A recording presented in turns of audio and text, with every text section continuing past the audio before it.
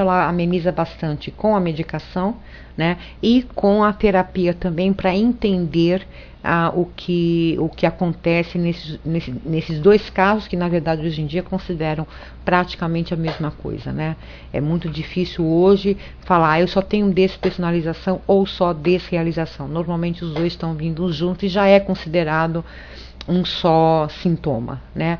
Medo de enlouquecer, de perder o controle de si mesmo. Vem muito por conta da desrealização e despersonalização, né? Que não tem nada a ver com psicose. Não tem nada a ver com psicose. Por quê? Na psicose, né, a pessoa que tem essa patologia, ele não consegue diferenciar a realidade da fantasia. Para quem tem a despersonalização e a desrealização, a gente sabe diferenciar, sim. Você parece que está num filme, a impressão que o mundo tem um véu na frente, né? Parece que tem um véu, o mundo fica leitoso, né? Fica tudo meio leitoso, é estranho. Você começa a questionar, se eu estou vivo, será que eu estou morto? Será que esse mundo é real? Porém, você sabe o que é realidade. Você sabe diferenciar o que é realidade e o que é fantasia. É uma sensação de estar num filme, mas eu sei exatamente o que é a realidade. Então, não tem nem como passar pela loucura, porque não tem nada a ver. E uma coisa importante para a gente aprender também é o seguinte. O transtorno de ansiedade, todos eles estão catalogados, né, na psicologia como um transtorno de neurose, como na estrutura da neurose. Existe uma estrutura de neurose, existe uma estrutura de perversão e existe uma estrutura de psicótico.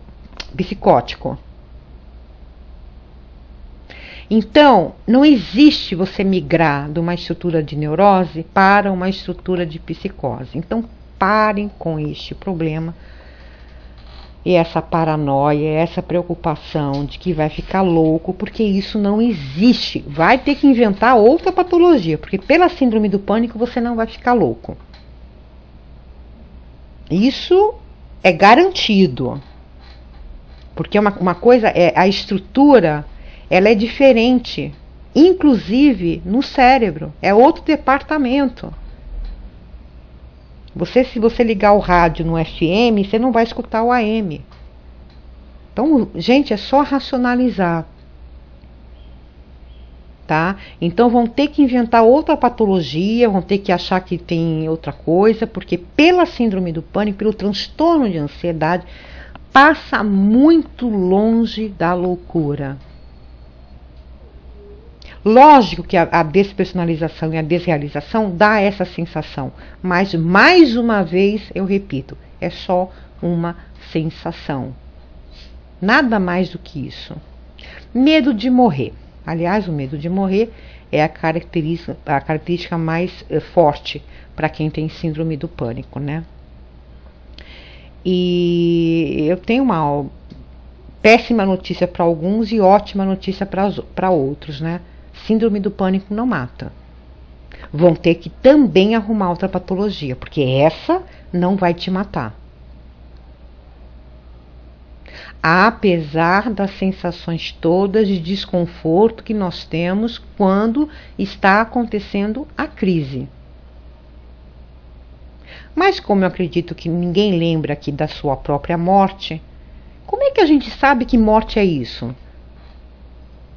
Não é uma pergunta interessante? Quando tem a tontura, batimento cardíaco acelerado, tudo ao mesmo tempo, é realmente um x-tudo. Como é que sabe que isso é a morte? Para quê? Eu estou tendo medo da morte porque eu tenho sintomas de morte. Tanto não é verdade que você não morreu disso até hoje. E uma boa forma de começar a se tranquilizar em relação ao medo da morte é estudar a própria morte. O que significa, o que você acredita, o porquê você acredita, começar realmente a entender o que é essa passagem. Isso é um bom mecanismo para quem realmente quer começar a perder o medo da morte. E quando você pede o medo, lógico que todo mundo tem medo da morte. Evidentemente que o desconhecido é muito mal elaborado pelo ser humano, nós sabemos disso. Mas você tem duas opções. Ou você continua com medo da morte o tempo inteiro, ou você ignora esse fato. Se você tiver muito medo, vai estudar a respeito para saber aonde você pode se encaixar para ficar mais confortável perante a esse medo.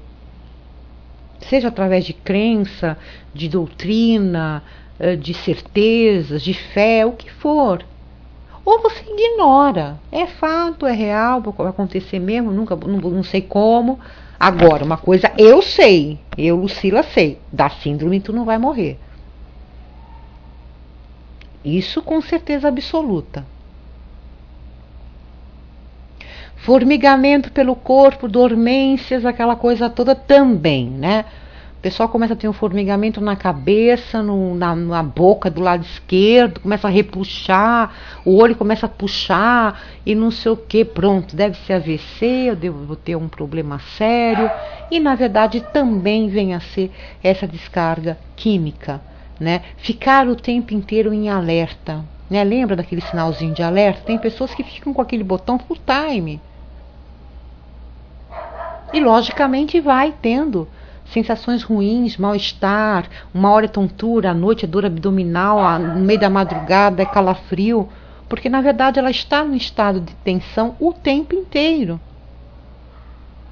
Então, formigamento pelo corpo, né, dormência nas extremidades, isso aí é babinha, acontece mesmo.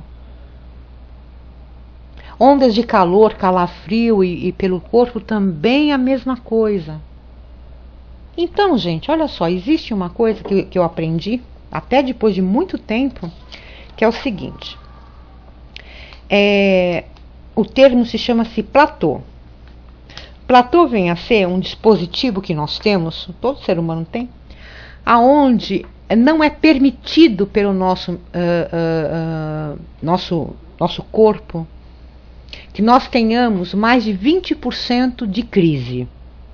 20 minutos de crise. É o máximo que uma crise chega. Por quê? Porque simplesmente é impossível, o ser humano não aguentaria uma porrada dessa de 4, 5, 6 sintomas ao mesmo tempo por mais do que 20 minutos.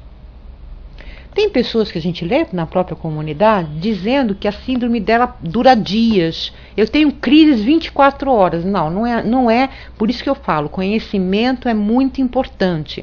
O que você tem é sintomas isolados. Depois do pico em 10 minutos da crise, mais ou menos em torno de 10 minutos, que é o máximo que a gente tem aí de pico, depois vai decrescendo, você tem depois dores musculares, chateação, tristeza. Então uma coisa é você ter sintomas isolados.